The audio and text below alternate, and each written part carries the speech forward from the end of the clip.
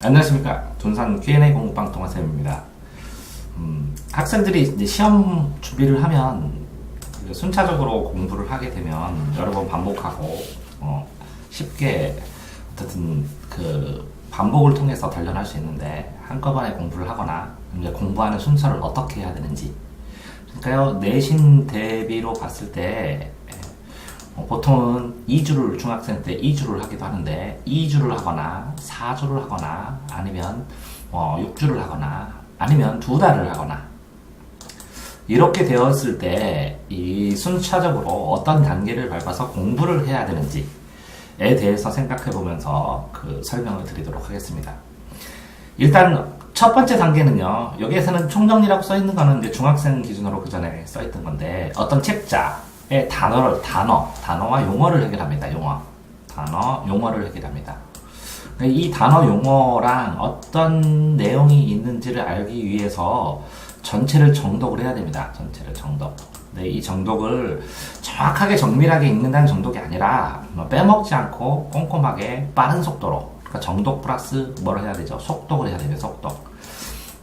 그래서 반복해서 읽는데 경우에 따라서는 한두 번 읽어서도 되는 것도 있지만, 그게 능력입니다. 공부할 수 있는 능력. 보통 한 5회를 반복해서 읽게 되면, 5회를 반복하면서 읽으면서 본인이 이 핵심이라고 생각하는 것은 검은색으로만 표시를 합니다. 근데 처음에 검은색 볼펜으로 표시하기 전에는 샤프로 아니면 연필로 표시를 합니다. 그래서 이 샤프가 중복된 것에다가 검은색으로 나중에 요점 정리를 표시를 하게 됩니다. 그러니까 결국은 모르는 단어를 체크하셔야 돼요. 모르는 단어가 있으면 모르는 단어를 체크를 하면 나중에는 모르는 구절을 체크를 해야 되고, 단어를 아는데도 불구하고 그 구절의 내용을 모르면 또 모르는 문장을 체크를 해야 되고, 또 이 문장도 아는데 그 문장 간의 연관관계에 따라서 이 글 내용을 모르겠다, 주제를 모르겠다. 그러니까 모르는 단어, 주변 단어, 그 다음에 주제를 모르겠다, 흐름을 모르겠다면 주제까지 체크를 하셔야 됩니다. 처음부터 주제를 뽑을 수가 없기 때문에 단어에서 시작해서 이렇게 순차적으로 모르는 것들을 표시를 하게 됩니다. 그러면 모르는 단어, 글자의 구성으로 해결하는 방법, 그러니까 모르는 단어를 빼고 해결하는 방법, 모르는 단어를 주변 문맥으로 해결하는 방법을 제가 가르칩니다. 자, 이렇게 문맥으로 해결하는 방법을 배우게 되면서 모르는 단어의 반대 용어라든가 부수적인 유사한 용어라든가 아니면 관련 용어를 가르쳐 줍니다. 관련 용어를. 이렇게, 이거 책에 나오지 않죠. 직접적으로 써있지 않으니까 경험에 의해서 이 관련 용어를 가르치게 되면, 그러면 이 전체 글을 읽는데 기본적인 배경지식, 기초적인 배경지식을 쌓아주게 됩니다. 그렇게 기초적인 배경지식을 쌓게 되면 이 글 전체의 중요도나 주제를 파악하는 데 도움이 됩니다. 이게 1단계고, 이거로 하면서 최소한 5회독 정도를 하시기를 바랍니다. 빠르게. 자, 두 번째는, 이렇게 단어를 끝내게 되면 이 단어들이 모여진 이론, 그 다음에 공식, 그 다음에 그림, 이런 것들을 해결합니다. 자, 이거는 단어 중심으로 했다면, 이거는 그림표, 아니면 공식 중심으로 공부를 한다는 겁니다. 그럼 왜 이렇게 하냐면, 이 단어는 세포인데, 이 세포를 가지고 있는, 이 세포가 구성된 여기 기관 정도 되겠죠. 이게 종합적이기 때문에 이런 세포를 다 충분히 한 다음에 이 그림과 표와 공식을 이해해야 막히지 않고 이해되기 때문에, 그 다음에 2단계는 이렇게 표, 그림, 공식을 통해서 이해를 합니다. 이론이나 공식, 표 등에서 모르는 부분을 체크를 한 다음에 질문 내용을 적어봅니다. 학생은. 그럼 그 질문 내용을 동아쌤이 답변을 해줍니다.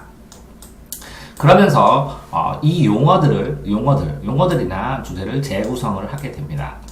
자, 이렇게 질문 내용을 찾는다는 것은 충분히 5회독을 통해서 읽고 자기가 받아들일 준비를 했다는 것이고, 그 받아들이는데 문제점이 발생하는 것들을 적어본다는 겁니다.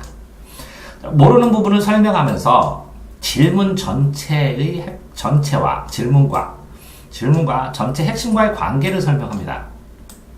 질문을 평가해주면서 이 질문이 이 전체 주제와 어떤 인과관계가 있고 얼마나 중요하고 그리고 이렇게 바라보는 이 시각 자체를 올바르게 잘 성립을 시켰나 이런 거를 확인해 주면서 설명을 해줍니다. 자, 다양한 다른 방식의 질문으로 변형해 주면서 이 질문들을 하는 방법, 이게 시각 단련 효과, 질문을 하는 방법, 질문을 정리하는 방법, 그러니까 자기가 모르는 부분을 확장하는 방법, 확정하는 방법을 가르치는 겁니다. 이 모르는 걸 모르는 것을 확정해야 공부를 시작할 수가 있는 것이겠죠. 그래서 이 단계는 이렇게 용어가 아니라 중요한 것, 그러니까 중요한 것을 이해하고, 중요한 것을 확정하고, 중요한 줄기를 잡고, 흐름을 잡고, 구조를 잡고, 틀을 잡는 것을 가르쳐 주는 겁니다. 그게 2단계입니다. 이게 5회독을 했으면 이 과정에서 5회독 정도를 추가로 하게 되면 10회독이 되는 겁니다. 자, 그러니까 실제적으로 이렇게 문제를 바로 풀어도 되는데요. 내용을 알면. 이 과정이 배경식으로 쉽게 되는 학생도 있었는데 안 되는 학생이 있으면 10회독을 해야 되니까 어차피 여기서 5회독을 하고 다시 여기서 5회독을 하죠. 자, 그러니까 여기서 5회독을 하게 되고 여기서 또 5회독을 하니까 여러 번 보게 됩니다. 여러 번 보게 되니까 빠른 속도로 가급적 반복하면서 전체의 맥락을 이해하는데 주안점을 주는 게 1단계와 2단계입니다. 자, 그래서 아직 다 암기는 못했더라도 전체 맥락을 이해하게 되면 이해한 바탕으로 해서 문제를 푸는 겁니다. 자, 문제를 풀면서 이 전체 이해, 10회독을 했으니까 다 이해했겠지 라는 것을 라고 생각하지 마시고, 자, 보세요. 자, 1회와 2회, 1회를 통해서 용어를 하고 2회를 통해서 중요한 걸 이해를 했으면 문제를 통해서는 요거와 관련된 이런 개념들, 겹친 개념이나 이런 것들을 이해를 하게 되니까 이만큼 이해의 폭을 넓히는 단계가 이 3단계입니다. 그러니까 문제를 풀고 채점을 합니다. 채점도 누군가 해주는 것이 아니라 본인이 직접 하셔야 이 틀린 이유를 알 수가 있습니다. 자, 이 경우에 이게 모르겠다, 전혀 손대지 못하겠다, 모르겠다라는 것은 그대로 두셔야 됩니다. 일단 그래서 채점 후에 틀린 문제 해설을 간단하게 요약해서 똑같이 다 쓰는 게 아닙니다. 내가 받아들여야 되니까 이 해설의 핵심 단어들을 틀린 부분 옆에 적으면, 자, 이 모르는 부분은 해설을 간단하게 적어주면, 자, 모르는 부분의 해설을 다시 재해설해 줍니다. 동아쌤이. 자, 해설을 재해설해 줍니다. 그래서 해설을 이해 못한다는 것은 그 내용에 대해서 받아들이지 못하는 것이니까 그 재해설 해주면서 요 1, 2단계와 관련된 이 중요한 것과 어떤 관련성이 있나 설명을 해줍니다. 근데 더 중요한 건 뭐냐면 이 채점을 했는데 본인이 실수를 하게 되면 그 실수한 부분을 왜 실수를 했는지를 정확하게 쓰셔야 됩니다. 이 부분은 시간이 굉장히 많이 걸리는데요. 자, 계산 실수 이렇게 쓰지 말고 분수의 어떤 계산 실수, 아니면 비례식 계산 실수, 아니면 번분수 계산 실수, 아니면 유리화 계산 실수, 아니면 나누기 실수, 이렇게 더 구체적으로 쓸수록 이 실수를 개선하고 고쳐줄 수가 있는 것입니다. 자, 그래서 구체적으로 계산 실수를 쓰셔야 되고요. 자, 어쨌든 손대지 못하는 부분은 문제의 의도라든가 문제의 방식이라든가 유형이라든가 이런 걸 설명해 줍니다. 자, 그 다음에 여기 단계에서 이 틀린 부분을 한 줄 정리, 제 공부법에 한 줄 정리하는 게 나오는데 이 한 줄 요약 정리를 하는 겁니다. 그러니까 단계에 따라서 이 한 줄 요약 정리를 할 때 너무 많이 틀리는 학생은, 자, 한번 풀고, 자, 맞는 건 다 쳤는데 이걸 틀렸어요. 나머지를. 요 번호를 그러면 비워놨는데 두 번째 풀으면 두 번째 맞췄으면 동그라미 2개를 치고 두 번째 맞췄다. 세 번째 맞췄으면 동그라미를 3개를 치시면 됩니다. 이렇게 해서 요거를 3회 이상 문제를 풉니다. 3회 이상. 그렇게 푼 다음에 남은 문제를 요약 정리해야 되고, 요약 정리. 오답 노트를 씁니다. 3회 이상 푼 다음에. 자, 3회 푼 다음에 요약 정리를 하게 되는데, 이 요약 정리를 할 때 오답 정리하고 요약 정리는 다른데요. 오답 정리를 할 때는 3회 이상 풀었는데도 모르는 건 오답 정리를 하고, 요약 정리는 이 두 번 풀 때, 두 번째 풀었던 거나 세 번째 풀었던 거에 이게 이 문제를 풀었는데 이런 내용, 이 핵심이 필요하다는 핵심 키워드를 한 줄 정리를 하는 겁니다. 그래서 이 한 줄 정리를 요약 정리라고 얘기하는 겁니다. 자, 그러니까 다시 말씀드리면 자, 3회 이상 푸신 다음에 자, 여기다 뭐라고요? 3회 이상 푸신 다음에 이렇게 이 개념과 관련된 요 핵심들을 요약 정리를 하고 전혀 모르겠던 요 부분만 오답 정리를 하셔야 오답 정리하느라고 시간을 너무 낭비하지 않습니다. 자, 그래서 이거를 3회 이상 풀고 오답 정리를 하고, 그쵸? 그 다음에 오답 정리는 내가 몰랐던 거. 자, 그 다음에 요약 정리를 하는 거. 내가 실수하거나 내가 두세 번 풀었으면 알았던 거. 그걸 요약 한 줄 정리를 하게 되면 5회 분량 정도가 되는 겁니다. 자, 그렇게 공부를 한 다음에 그러면 요 내용 자체를 이제 알게 됩니다. 어느 정도 문제를 풀게 되면. 그러면 자, 이 문제 5회 말고 또 다른 문제들을 막 풀기 시작합니다. 또 다른 문제집을. 그러면 여기가 또 3회 플러스 2회이죠. 그러면 문제를 푸는데 이 문제를 푸는 거는 학생의 속도, 그 다음에 등급, 그 다음에 목표 점수, 남은 시간, 목표 시간. 자, 어떤 남은 시간에서 자기가 마치는 시간, 속도에 따라서 이 등급에 따라서 목표가 다르죠. 그러면 양을 조절해 가면서 푸는 겁니다. 자, 그때 뭐라고 했죠? 아까 오답을 선택한 이유, 틀린 문제를 선택한 이유를 심화해서 이제 쓰기 시작합니다. 오답을 선택한 이유를 써야 이거를 개선해 줍니다. 자, 항상 늘 말하듯이 보세요. 자, 이렇게 문제가 있을 때 5개의 문제 중에서 내가 2번호를 선택했는데 정답은 이겁니다. 이죠. 그래서 내가 참 2번호를 선택했는데 정답이 이겁니다. 자, 동그라미를 보시면 자, 그런 경우에 내가 이 모르는 걸 공부하면 알 수 있는데 똑같이 이 틀린 이유를 이걸 나중에 해결하지 못하면 똑같이 이 둘 중에서 나중에 자신이 오답을 썼던 이걸 또 선택합니다.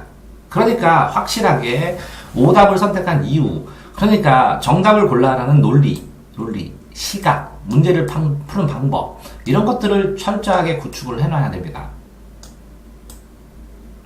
판단의 방법이니까요. 자, 맞는 문제도 해설에서 특이한 부분, 이거는 변형돼서 나오겠다. 내가 이거를 찍어서 맞을 수도 있고, 그리고 그냥 다른 방식으로 생각했는데 맞을 수도 있으니까 해설을 읽으면서, 제가 그랬죠. 문제지의 가치는 해설의 가치다. 문제는 인터넷에 떠돌지만 해설은 과외 노하우입니다. 그러니까 해설을 읽어보고 특이한 부분을 요점 정리하셔야 합니다. 간단하게 한 줄 정리로. 자, 맞는 문제도 틀린 선택. 자, 그렇게 해서 특이한 부분 요점 정리하고, 맞은 문제도 이 틀린 선택지를 전부 다 맞는 선택지로 바꿉니다. 틀린 선택지의 함정을 왜 이런 식으로 만들었을까를 연구를 하면 굉장히 좋습니다. 이게 심화 해설이고 심화 공부입니다. 자, 그러니까 뭐라고요? 다푼 문제지로 할 수도 있고, 처음부터 할 수도 있고, 새로운 문제를 풀면서 틀린 문제만 가지고도 할 수 있고, 그리고 내가 찍은 가치 있다고 생각하는 맞은 문제지를 가지고도 할 수 있습니다. 그래서 이 이유나 함정, 원리를 옆에 적어보고, 자, 틀린 이유를 선택한 논리 구조를 개선해줘야 됩니다. 논리 구조를. 이걸 해주지 않으면 공부를 하는데 이걸 적용하는 방법, 응용하고 활용하는 방법을 알 수가 없습니다. 자, 이렇게 어떤 틀린 선택지를 전부 다 맞는 걸로 고쳐보면 하더라도 굉장한 시간이 많이 걸립니다. 자, 오답을 선택한 이유 수더라도 시간이 걸립니다. 그러니까 이런 경우에는 80점 이상의 학생들은 이거를 반드시 하셔야 됩니다. 그래야 90점대로 돌파를 할 수 있고 90점 이상을 맞을 수가 있습니다. 자, 이렇게 되면 요거 하는 과정에서 대략 한 3회 정도를 또 하겠죠. 3회 정도. 자, 그 다음에 틀린 선택지. 자, 이렇게 되면 나중에는 틀린 선택지가 있습니다. 그러니까 문제를 보면 유형에 따라서 유형을 좀 나오기도 했는데 A 문제와 B 문제와 C 문제가 똑같은 지각에 관한 문제든지 아니면 기능론, 갈등론에 관한 문제든지 이렇게 같은 문제가 있으면 여기에 선택지가 하나, 둘, 셋, 넷, 여기에도 하나, 둘, 셋, 넷, 여기다 하나, 둘, 셋, 넷, 5개씩이죠. 이렇게 5개씩이 있으면 여기에서 대표 문제를 선택합니다. 그럼 대표 문제가 C다. 그러면 이렇게 C를 보면 요 선택지에 나오는 거하고 여기에 나오는 거, 요거는 여기에 없다. 여기에 없다. 요것도 없다. 요것도 없다. 그러면 요거를 여기다가 5, 6, 7, 8하고 이 문제집에다 정리를 합니다. 그러면 이 문제 하나가 총정리 문제가 됩니다. 총정리. 총정리, 유형정리, 총정리, 유형정리 문제가 됩니다. 그러니까 틀린 문제, 그게 선택지의 취합입니다. 이렇게 총정리, 유형정리를 해서 1, 2, 3, 4, 5, 6, 7, 8 이렇게 쓰다가 보면 요것들의 핵심이 요점 정리와 요점 정리를 문장 형태로 만들어 주는 게 됩니다. 요점 정리가. 그러니까 틀린 문제를 중심으로 해서 선택지를 추가하고 한두 개를 더 만들어 본다는 것은 그 나머지 선택지, 1, 2, 3, 4의 선택지를 모두 이해했다는 것이기 때문에 굉장한 심화 학습이 됩니다. 자, 유사한 문제들을 풀고 선택지를 합쳐보게 되면 그 내용을 완벽하게 이해하고 다양한 문제를 풀어봤다는 것입니다. 자, 이렇게 되면 만든 선택지를 평가를 해주고 선택지를 횡으로 비교 분석해서 예를 들어서 1, 2, 3, 4, 5에 대한 핵심 단어들을 연결해서 이 이론이 추가적으로 깊이 있게 알아야 되는 그 문제를 출제하는 유형, 방향성, 점검하고자 하는 것들을 확인할 수 있습니다. 그래서 그런 다음에 선택지를 변형하는 방법을 토의하고 얘기하고 설명할 수가 있는 겁니다. 이렇게 되면 한 권, 두 권, 세 권의 문제지를 합치면 3회 독을 다시 하는 것과 마찬가지의 효과가 발생을 합니다. 자, 이런 식으로 선택지를 합쳐보게 되다 보면 나중에는 어떤 문제가 발생하냐면 이제 쉬운 난이도의 문제지와 어려운 난이도의 문제지를 분류할 수 있게 됩니다. 그러니까 난이도를 스스로 생각할 수 있게 되죠. 왜 그러냐면 문제집을 보면 상위 난이도는 상위 난이도끼리, 중위 난이도는 중위끼리, 하위는 하위끼리 문제의 선택지들의 흐름이나 표현이 거의 유사합니다. 그러니까 이 상중하 문제집, 근데 이 중의 문제집도 상중하가 있겠죠. 요 하도 상중하가 있겠죠. 그렇기 때문에 요 문제집을 볼 때 문제에 의해서 상중하를 적어주는 것도 중요하겠죠. 기본 원리의 소제목, 목차도 간단하게. 그러니까 다폭 문제집이 있으면 이 문제집에 간단한 이 문제의 가치, 이게 3번이면 이게 상중하로 힘들면 1등급에서 9등급까지 있다고 칩시다. 그러면 이건 몇 등급 문제다. 3번 문제는 1등급 문제다. 근데 이거는, 이 전체 문제는 이런 내용이다. 이거는 이렇게 생각해야 돼. 라는 문제다. 이렇게 점검을 할 수가 있습니다. 자, 문제와 기본 원리, 출제의 연관성을 설명해줘야 됩니다. 그래서 이 문제가 나왔는데, 이게 중인데, 이 문제는 풀 수 있는데, 이 문제를 바탕하는 기본, 핵심 원리와 기본 원리가 뭔지, 이걸 출제를 왜 하는지, 어떤 방식으로 뭘 확인하고 싶어서 하는지, 그러니까 철저하게 그 문제의 바탕이 되는 이론까지 파악하게 되면 굉장히 수준 높게 공부를 한 겁니다. 그래서 다시 확인할 수가 있습니다. 이렇게 확인하면서, 자, 이렇게 바탕이 되는 출제 원리를 확인하는 문제는 이렇게 선택지를 취합해서 모은 대표 유형 문제만 해도 상관없겠죠. 선택지 취합된 대표 유형 문제는 이렇게 철저하게 확인하셔야 됩니다. 자, 다음이요. 그렇게 대표 유형 문제를 철저히 확인하게 되면, 그러면 다른 책들도 대표 유형이 되면, 이 대표 유형을 문제를 보면 여기서 1번부터 예를 들어서 9번까지 선택지가 있으면 요거를 간단하게 요약 정리해서 쓰는 거를 단권화라고 합니다. 단권화, 한 권으로. 다른 책을 다 6단계까지 다 시행했습니다. 한 권의 책을. 그런데 다른 책을 6단계까지 시행하더라도 편합니다. 왜 그러면 처음에 용어나 개념 1단계, 2단계 보실래요? 굉장히 빠르게 1, 2단계, 그 다음에 3단계까지 할 수가 있죠. 그러니까 4단계도 5단노트 정리를 하니까 빠르게 할 수 있죠. 그러니까 5단계가 시간이 조금 걸리고 6단계가 이론을 찾는 능력은 설명을 통해서 해야 되니까 쉽지 않겠죠. 어쨌든 이렇게 6단계까지 시행하게 되면 그러면 이제 다른 책들의 난이도, 그러니까 이 책 다음에 이 책 다음에 이 책 다음에 이 책을 풀어야 되는구나 라는 것도 저절로 보입니다. 근데 보통은 이런 책의 연관관계 난이도는 인터넷에서 사용자 후기나 합격 후기나 아니면 선배들의 그 책의 평을 보게 되면 충분히 이제 알 수가 있게 됐죠. 그렇게 돼서 보는데 이렇게 공부를 하다 보면 단권화를 하다가 보면 이 책에는 이런 표현 방식인데 이 책에는 이런 표현 방식이다.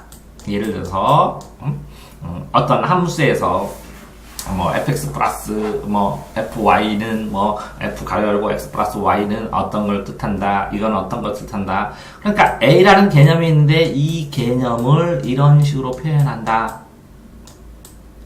개념을 이런 식으로 표현한다. 개념을 표현하는 디테일한 방식까지 노하우로 누적해서 이게 쓰게 되는 거죠. 이때 이 단권화를 시작하면서 본인의 노하우라는 게 생깁니다. 문제풀이를 누적하면서 보통은 이렇게 개념 공부를 한다 그러는데 이 개념 공부는 간단한 일반적인 기초 개념이고 그 다음에 이 개념과에 추가해서 문제에 추가된 유형 개념이 있죠. 이것도 개념입니다. 유형 개념을 하게 되고 또 이거에 추가해서 심화에 대해서 이 유형들을 어떤 식으로 표현하는 작은 표현 방식, 이게 표현 개념이 있습니다. 요거까지 다. 그런 다음에 마지막으로는 뭐라고요? 이 표현 개념에 의하면 이 A 개념, 이건 A 개념인데 이 B 개념과 연결된 연결 개념이 있습니다. A와 B 공식은 연결될 수 있다. A 개념과 B 개념은 연결하고 비교해서 문제를 낼 수 있다는 연결 개념이 있습니다. 자, 다시 설명하면 처음에는 뭐라고 했어요? 기초 개념이 있고 그 다음에 문제 기초 개념이 있고 문제 유형 개념이 있고 그 다음에 뭐라고 했어요? 그 유형을 표현하는 표현 개념이 있고 그 다음에 이 표현된 이 문제를 이런 식으로 표현하니까 이런 공식과 연결될 수 있다. 이런 개념과 있을 때는 연결 개념이 있죠. 이 연결 개념. 요거까지를 통째로 개념이라고 합니다. 개념을 충실해라 라는 것은 이렇게요. 그럼 요거는 요점 정리 나오고 요거는 문제에 나오고 이건 문제 푸는 각각의 구절에 나오고 요것은 전체적으로 이 큰 틀로 봤을 때 이 A 개념과 B 개념은 이런 식으로 연결해서 냈구나 라는 누적된 문제풀이의 경험에서 나타날 수 있죠. 경험에서 익숙해질 수 있죠. 자, 그래서 개념을 좀 폭넓게 보셔야 되고요. 이렇게 다 개념을 정리하면 이렇게 많이 틀린 부분을 중심으로 자기 방식대로 이렇게 개념을 정리하기도 하고, 그렇죠? 아까 말한 것처럼 개념이 뭐라고 했어요? 기초 개념, 문제, 유형 개념, 그 다음에 이거의 표현 개념, 이 표현에 따라서 다른 것과 연결되는 연결 개념까지 노트 정리를 하셔야 되는 거고, 노트 정리도 굉장히 다양한 방식으로 할 수 있고 효율적으로 할 수 있고 등급마다 다릅니다. 이 노트 정리에 관해서는 또 다른 그 공부법에서 녹화하도록 하겠습니다.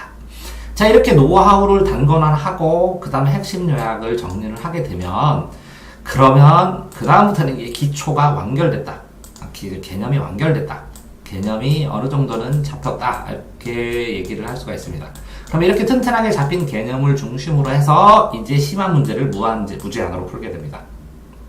심화 문제집이나 어쨌든 이런 것들을 무제한으로 푸는데 이렇게 심화 문제를 무제한으로 풀면서 중요한 건 뭐냐면 이렇게 정리된 개념에다가 정리한 내용에다가 추가로 공부한 내용을 추가로 써줍니다. 틀린 문제, 문제의 연관성, 문제의 핵심 팁, 노하우, 아니면 그 문제를 접근했을 때 내가 실수한 것들을 여기다 써나가는 겁니다. 여기다 추가로 계속. 자, 이렇게 심화 문제를 푸는 거는 이거는 등급에 따라서 능력에 따라 굉장히 많은 시간 차이나 양 차이를 보입니다. 자, 그러면서 가끔가다 이제 평가 문제로 정기적으로 시험을 봐야죠. 실제 출제되는 유사한 난이도 정도로 점검하고 그 속도를 체크하고 시간을 점검하고 점수의 변화를 기록합니다. 속도를 재고 점수의 변화를 체크합니다. 그래서 이렇게 하면서 이 학생이 내용은 개념이 튼튼한데도 불구하고 문제를 푸는데 문제풀이의 방식이 잘못됐다. 문제 풀 때 체크법을 통해서 실수를 개선할 수 있다. 라는 것들을 확인하면서 여기서 실전 스킬이라고 그러죠. 실전 스킬.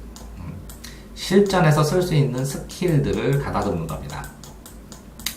그 다음에 문제 푸는 순서라든가 본인이 어려운 부분인가 이 정도까지 개념을 다 하게 되면 본인이 부족한 개념 이게 이제 탄탄해지면 부족한 개념도 정확하게 이제 인지하게 됩니다. 그래서 부족한 개념을 막을 대책을 이 심화 문제를 풀면서도 만들어 나가야 되겠죠.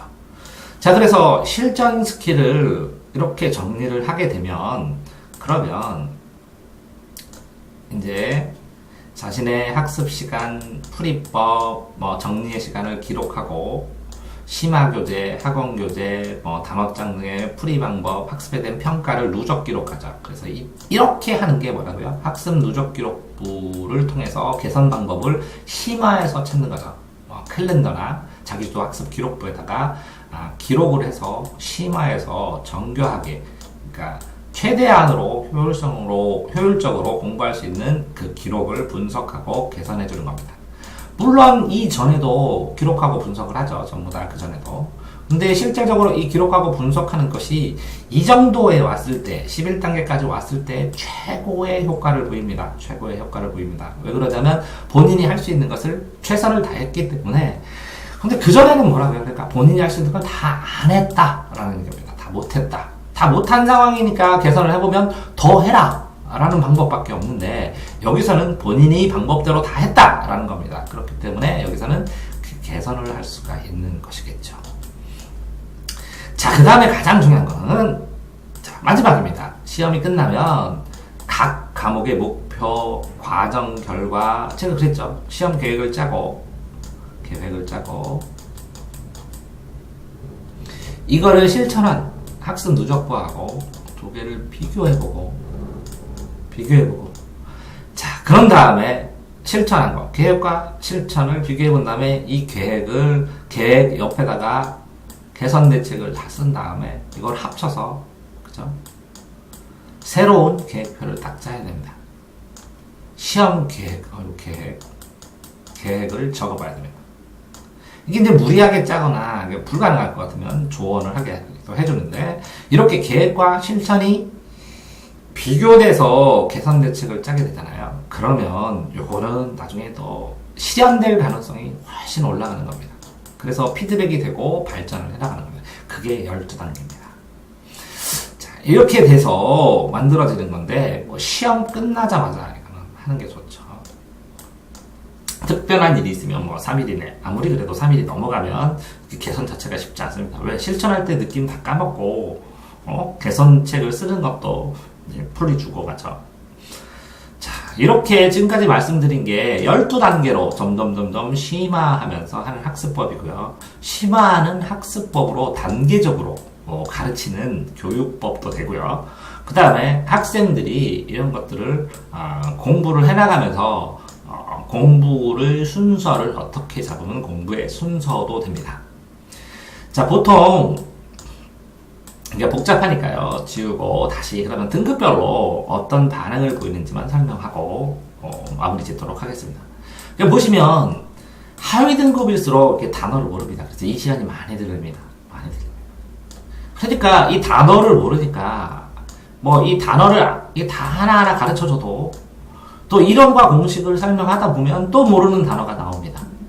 그러니까 1, 2단계에서 하위 등급일수록 시간이 굉장히 많이 들립니다. 또 이 1, 2단계에서 하위 등급일수록 시간이 많이 걸리고 모르기 때문에 이 문제풀이에 들어가는 시간이 늦습니다. 빠르게 1, 2단계를 해야 되는데 최대한 그 다음에 10회를 해야 되는데 이 10회를 못하고 바로 문제풀이에 들어가니까 문제 푸는데도 또 시간이 굉장히 많이 걸립니다. 자, 그럼 결국은 이 10회를 빠르게 하고 문제를 풀면서 더 이건 기초 개념이라고 했죠. 개념에서 유형 개념을 파악을 해야 되는데 유형 개념을 파악을 못합니다. 다 파악을 못하고 시험 문제를 보게 됩니다. 왜 그러냐면 기초 개념이 부족하니까 이걸 풀 때도 시간이 많이 걸리고 틀린 게 많이 들어가니까 다시 재풀이를 해야 되고 재풀이를 해야 되니까 시간이 많이 들어갑니다. 그러니까 저등급의 경우에는 이렇게 4번이나 5번 선택지를 심화 해설하라든가 오답 정리를 하라든가 아니면 이렇게 문제집을 선택 취합하라든가 하는 부분을 하지 못하게 됩니다.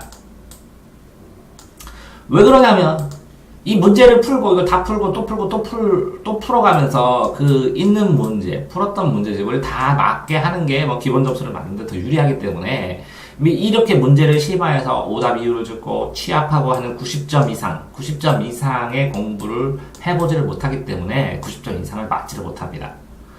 또 이렇게 90점 이상의 공부를 하더라도 그러면 이제 뭐 2등급, 3등급이나 2등급 정도가 나오는데요.